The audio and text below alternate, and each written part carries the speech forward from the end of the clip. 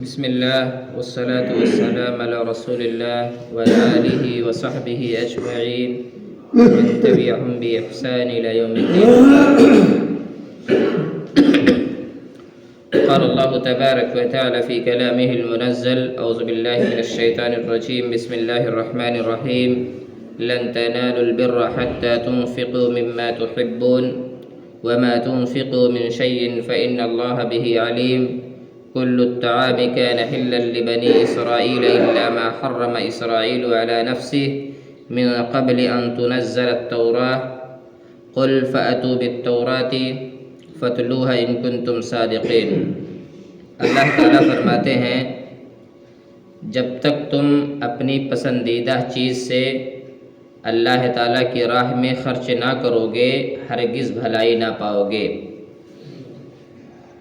بر نیکی بھلائی سے مراد یہاں عمل صالح یا جنت ہے. حدیث میں آتا ہے کہ جب یہ آیت نازل ہوئی تو حضرت ابو طلحہ انصاری رضی اللہ تعالی عنہ جو مدینہ میں اصحاب حیثیت میں سے تھے یعنی مالدار تھے، نبی کریم صلی اللہ علیہ وسلم کی خدمت میں حاضر ہوئے اور عرض کیا کہ یا رسول اللہ، بئر ہا باغ مجھے سب سے زیادہ محبوب ہے، میں اسے اللہ کی رضا کے لیے صدقہ کرتا ہوں. آپ صلی اللہ علیہ وسلم نے فرمایا وہ تو بہت نفع بخش مال ہے، میری رائے یہ ہے کہ تم اسے اپنے رشتہ داروں میں تقسیم کر دو. چنانچہ آپ کے مشورے سے انہوں نے اسے اپنے اقارب اور عمزادوں میں تقسیم کر دیا. اسی طرح اور بھی متعدد صحابہ کرام نے اپنی پسندیدہ چیزیں اللہ کی راہ میں خرچ کی. مما تحبون میں من تبعیض کے لیے ہے، یعنی ساری پسندیدہ چیزیں خرچ کرنے کا حکم نہیں دیا گیا ہے، بلکہ پسندیدہ چیزوں میں سے کچھ ان کے اس لیے کوشش یہی ہونی چاہیے کہ اچھی چیز صدقہ کی جائے.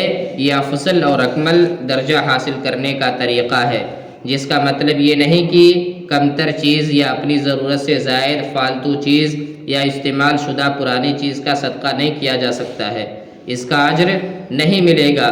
اس قسم کی چیزوں کا صدقہ کرنا بھی یقیناً جائز اور باعث اجر ہے، بلکہ کمال و افضلیت محبوب چیز کے خرچ کرنے میں ہے. لہذا اللہ تعالیٰ نے جو فرمایا کہ لن تنالوا البر حتی تنفقوا، کہ تم نیکی نہیں پا سکتے یہاں تک کہ تم اپنی پسندیدہ چیز کو خرچ کرو، اس کا مطلب یہ ہے کہ کمال کے درجے کو پہنچنے کے لیے انسان کو افضل چیز خرچ کرنی چاہیے.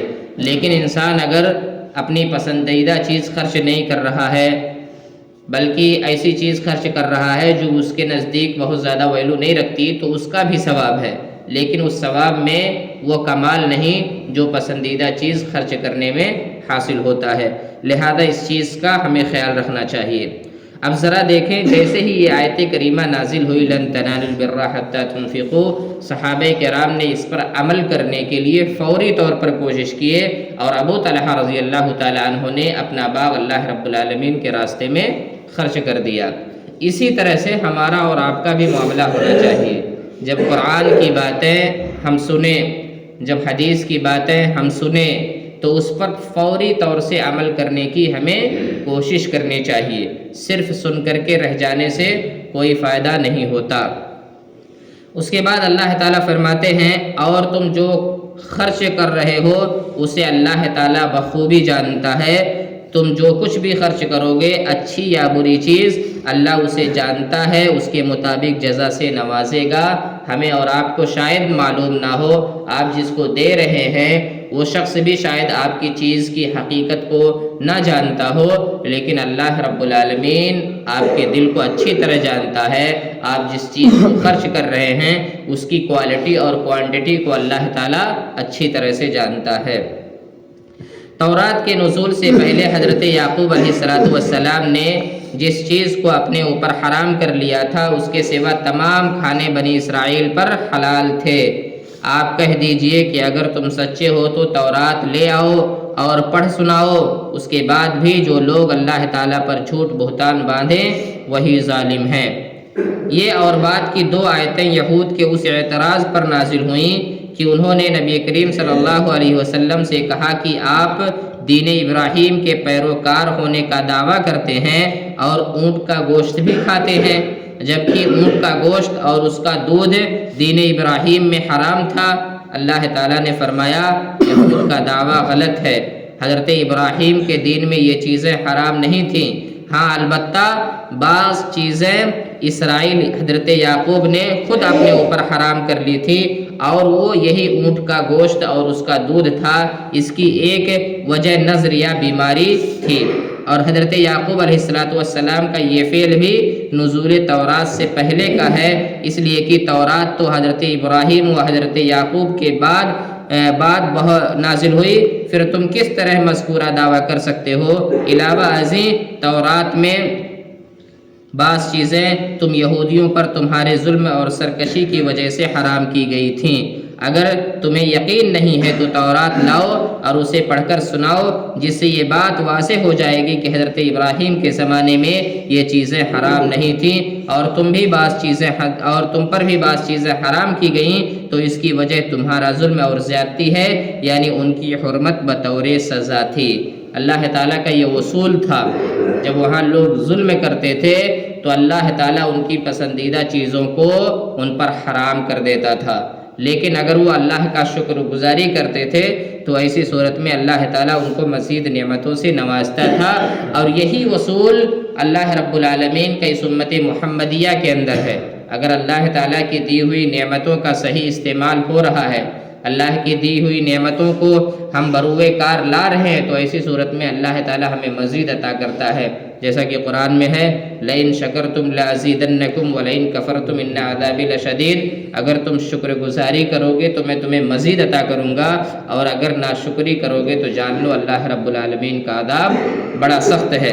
لہذا ہمیں تمام امور و معاملات میں اللہ رب العالمین کا شکر گزار ہونا چاہیے۔ اور رہی بات اونٹ کا گوشت اور اونٹ کا دودھ، یہ بنو اسرائیل پر حرام نہیں تھا، یہ بنو اسرائیل پر حرام نہیں تھا، حضرت یعقوب علیہ السلام نے اپنے اوپر بطور نظر یا بیماری کی وجہ سے حرام کر لیا تھا۔ اب جیسے اس امت کے اندر اگر کوئی انسان نظر مان لے تو وہ چیز اس پر حرام ہو جاتی ہے۔ مثال کے طور پر اگر کوئی انسان یہ کہے اللہ تعالیٰ مجھے فلاں چیز دے دیا تو میں 5 دن تک چاول نہیں کھاؤں گا، اور یہ چیز 5 دن تک چاول اس پر حرام ہو جاتا ہے اگر اللہ تعالیٰ نے اس کی نظر پوری کر لی۔ وہ یہی معاملہ سیم بنو اسرائیل کے اندر حضرت یعقوب علیہ السلام کے ساتھ تھا۔ لہذا آپ اگر نظر کی وجہ سے کسی چیز کو اپنے اوپر حرام کرتے ہیں تو ایسی صورت میں کوئی حرج کی بات نہیں، وہ حرام دراصل حقیقت میں حرام نہیں ہوتا ہے بلکہ نظر کے ماننے کی صورت میں ہوتا ہے۔ اللہ تعالیٰ سے دعا ہے اللہ تعالیٰ ہم تمام مسلمانوں کو کتاب و سنت کو سمجھنے کی توفیق عطا فرما، آمین۔